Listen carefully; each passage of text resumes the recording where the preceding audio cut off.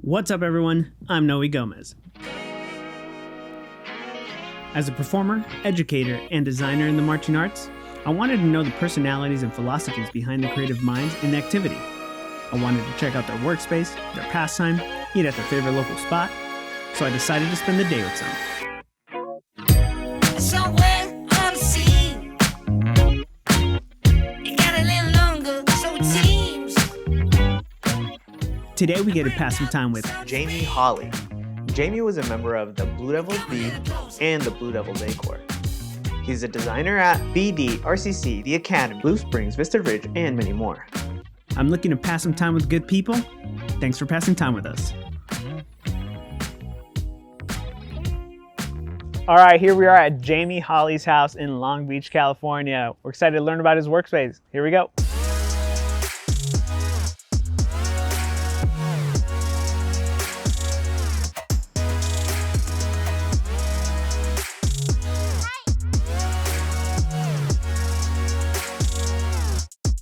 All right, here we are at Jaime Hollys' workspace. Thank you for having us, man. Absolutely. Really appreciate it. Welcome. So, Jaime, what were the two biggest mistakes you made when you first started writing? Oh man, mistakes. I'll say when I started doing this, I thought I wanted all the jobs, and I thought I want to get I was a super competitive guy. Right. I thought I want all the jobs. I want everyone. I want your jobs and your jobs and your jobs, and I want all of them. And certainly all these years later, I realized I want to work with all the good people now. I don't want all the jobs. I want to work with all the good people, and it's about teams. Right. It's about that. See, another big mistake is overwriting. Certainly, beginning my career, overwrite. Gosh, I mean, sometimes now overwrite. Most drill writers discover your little 8-count idea. Once that gets on your next cool 8-count idea, and the one after that and after that, it's way too hard for high school kids. Do you think that a majority of new writers will encounter that problem? Absolutely. Yeah. Yeah, not just drill writers, drum writers, music writers. And I see it certainly because I get scores from a number of people, and you get a music score and you're like, oh, this is way too hard. Too much. I just know this is way too hard.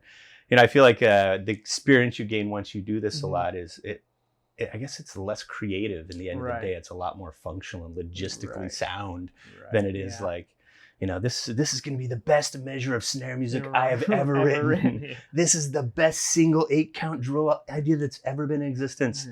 Absolutely across the board. I think new writers try to make everything the best thing ever. Right. So what would you say is the first indicator that a section of a show should be hand staged? First of all, you have to have the ability. So I would never suggest hand staging something for a group that isn't prepared. Right. If it's a group that I haven't worked with hands-on and I don't know the people there, I would hesitate just because you have to know the personnel, that they have the ability to do it and that the students have the ability to learn that way. As far as seeing it in a score or that kind of thing design-wise, typically I wouldn't want to do that with ensemble music. If it's a full blast, everything, it's like the directors, the music directors are going to be concerned with the musical ensemble on those phrases. Right. I think that's important as a drill writer to be aware of the music people and what they're going to want. So in that case, if it was a full ensemble thing, I'd say probably not.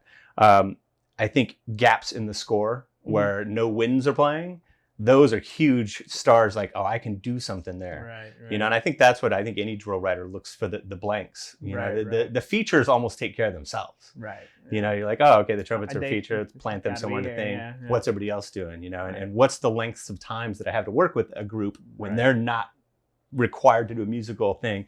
And those are the spots where I would look, okay, we can do something a little more creative. If we're going to do something organic, like while playing, that needs to be all designers on deck. The music staff has to be way on board. The band directors or directors of the group have to be on board because those are challenging beyond the music staff can't arc it up and be like, all right, let's run through that section. You're like, so it doesn't work that way. Yeah. So definitely gaps in the score are the easier spots to do that stuff. Awesome.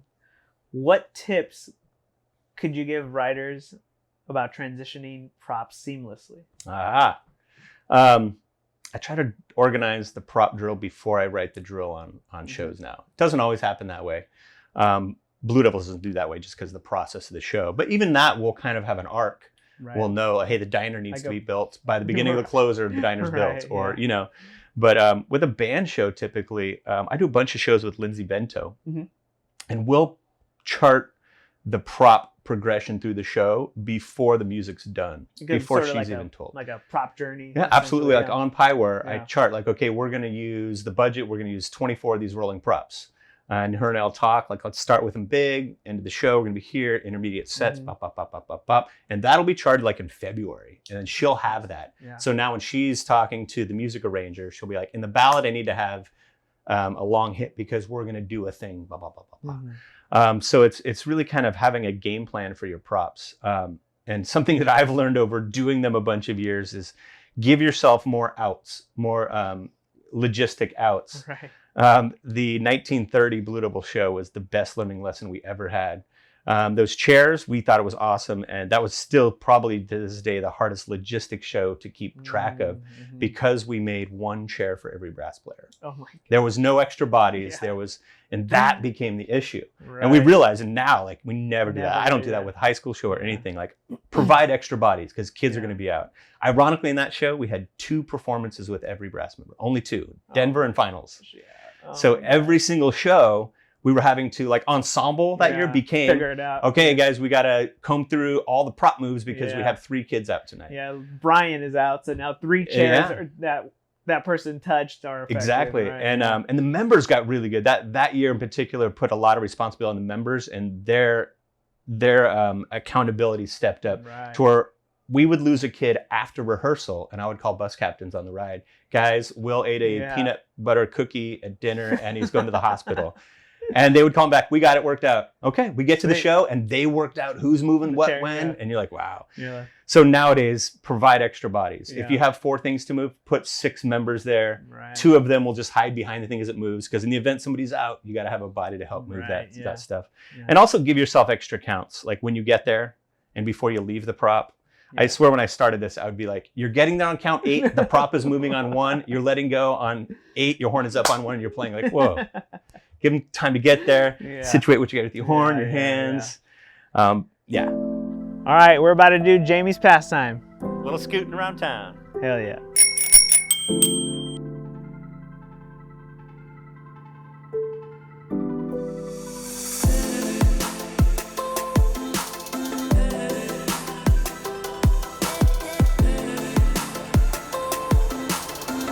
All right, here we are at the Bluffs in Long Beach. We're gonna be doing a little bit of Frisbee.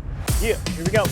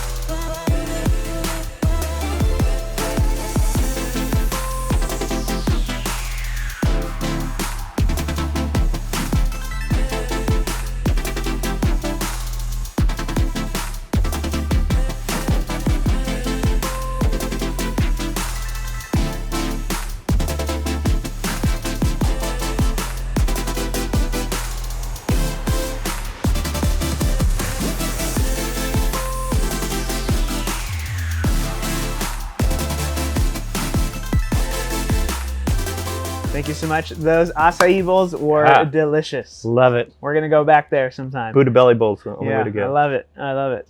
Is there any show in particular that you had you felt like you had a deeper connection to? Gosh, I guess that's a hard one. I can tell you the shows that I really, really liked. I really liked the Through a Glass Darkly. which ironically isn't one of the crowd favorites. That's crazy. I loved the mirrors Me in too. that. That was when the first day we had those mirrors, it was like, oh, these are so awesome. Right. I've really liked like the last 5 years we've done, like each year is like, oh, that was a good one. That was a good one. You know, I think when we started at the BlueDevils, there's shows you liked and shows you liked less and more and whatever. But I feel like the last like 5 years, every year it's like, man, that was a good one. The Metamorph show, just loved it. And then, I think the last year's show, the Ghost Light show, really, that was probably my favorite was probably last year, really. I thought the prop was an 11. It was just so cool to play with. Yeah. Is that like the what you felt was the best contributing part of the show, or do you think? I felt like it was the most functional prop we've had. It worked in every format, from the vertical to the horizontal to the 45. It worked in every, and it was simple. Yeah. There wasn't a ton of moving things on it, which sometimes props just get too much stuff. Too many on knickknacks, like, oh, this little hinge has to be on before this opens. And it's like, oh, no. Like I feel bad now, with the groups that come up with a prop that takes you 2 hours to construct in the morning, because we've done that and it ruins your drum corps. Right. Don't do it. Yeah. If you can't put it together in 30, 40 minutes, make it more simple. Yeah, absolutely.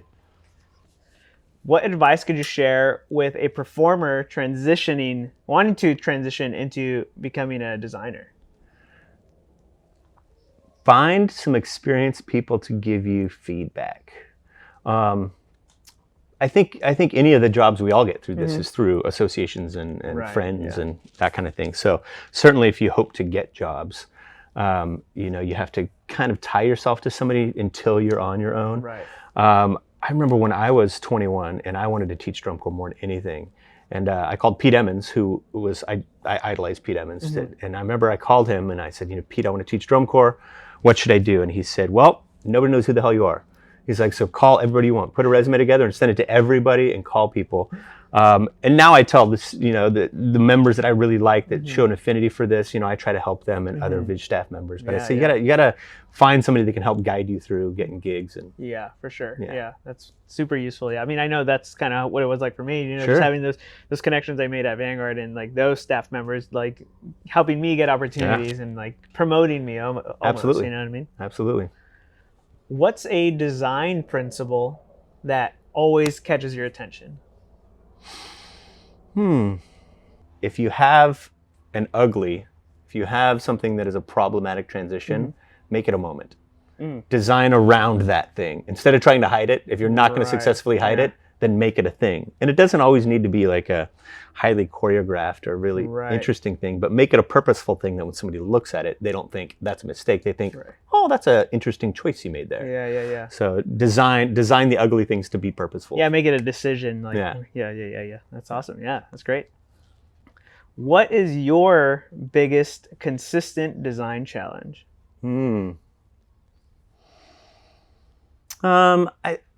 I still think it's color guard. I focus a lot on the color guard now because I think, for the first 10 years of my writing, that was definitely the weak spot. Right. I still think it's the biggest challenge, getting it right. I think that the wind musicians is everybody's focus, so it winds up right so much more often because so many more people focus on it. The guard, I think, is your biggest visual point getter, and yet it's not our highest priority often. So even though I feel like I'm way, way better at it than I used to be, it's still probably the area I can work on more. And a lot of that, I think, is communication with your guard design, with your guard designers and your guard directors. Understanding their language and understanding how to set them up for success and them knowing how to communicate with us.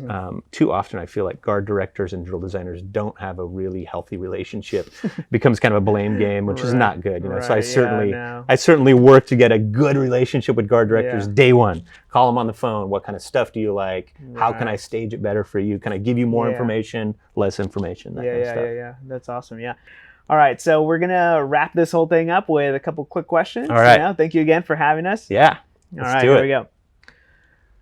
What's something people may not know about you? I like cooking. I love cooking. I love food. I have tons of bad food allergies. If you were given 1,000 acres of land, what would you do with it? I would build a band/drum corps facility with multiple fields and a skate park. Awesome. If you could hack into one computer, whose would you choose? Tangerine, Mussolini, Trump. Oh, nice. Burn him down. What is your favorite tool on Pieware? Morph. Yes. What? That's the only answer. That's the best. Yeah. What was your favorite toy as a kid? Legos. What is the most astounding fact to you?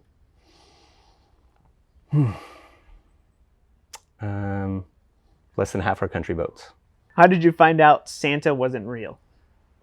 I got into everything as a kid, and I used to always find all my presents in my parents' closet and look at them all. What's one good habit you wish you could take on? Enjoy working out more. What's a movie you can watch over and over again? There's a lot of them I like rewatching movies, but I'll say Shawshank Redemption. That's money. Is there anything you'd like to pass on to your daughter? I have tons of money, so she doesn't worry. A safe country to live in. Grit, grit to bear through what life's going to bring at her. Yeah. What was the most memorable adrenaline rush you've ever had? Let's take it to drum corps, because that was a good one. 1992, Man Loves a Woman. Yeah. End of the show. I was, I through luck of drill, I was the tip of the triangle. Nice. So is that little thing plowed forward at super slow? I think 1/3 time it was. The whole horn line was piled right behind me, so I couldn't see anybody. Right. We didn't have Shakos on, so I could see the whole audience, and it felt like they were all cheering for me. Oh Because there was nobody in front of me, but I couldn't even hear myself because there was bells. Oh like my right gosh. That was a good That's one. incredible. That was a That good must have been incredible. Yeah. What's the fastest way to calm you down when you're angry? Beer. No. That's probably not a good answer, but yeah, that's probably it. I like to get by myself and breathe and relax. My wife can calm me down. If you were writing a biography, what would be the title of it? Do the math. Toes up. What separates true friends from acquaintances? I guess criticism, being able to be critical of each other. Acquaintances, you're pleasant to each other all the time. Your friends, you can dig in a little bit, and you're still friends. What are 4 things you notice about a person at first glance? This is the marching instructor, right? Okay. It's unfortunately probably all appearance things.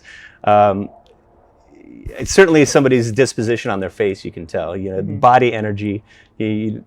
I feel like it all comes down to the way I look at somebody, like their body proportions, their whether they're balanced or not, and you can tell their general energy by the looks of them. Yeah, that's awesome. Well, that's it, man. Thank you so much for doing this. I really appreciate it. Is there anything you'd like to plug? No, thanks for having me. I don't have a website. Yeah, so I got nothing to plug. What's your Instagram? Jaime Hollys, Jaime C. Hollys. All right. Awesome. Well, thanks, guys. Thanks for passing time with us. What's up, good people? Thank you so much for watching. If you want to have a chance to win this episode's giveaway, subscribe to noegomez.productions on Instagram. Then visit Noe Gomez Productions on Facebook and share this episode. We'll announce winners at the end of the month on Instagram. Make sure to watch our previous episode by clicking the Pastime link. Peace!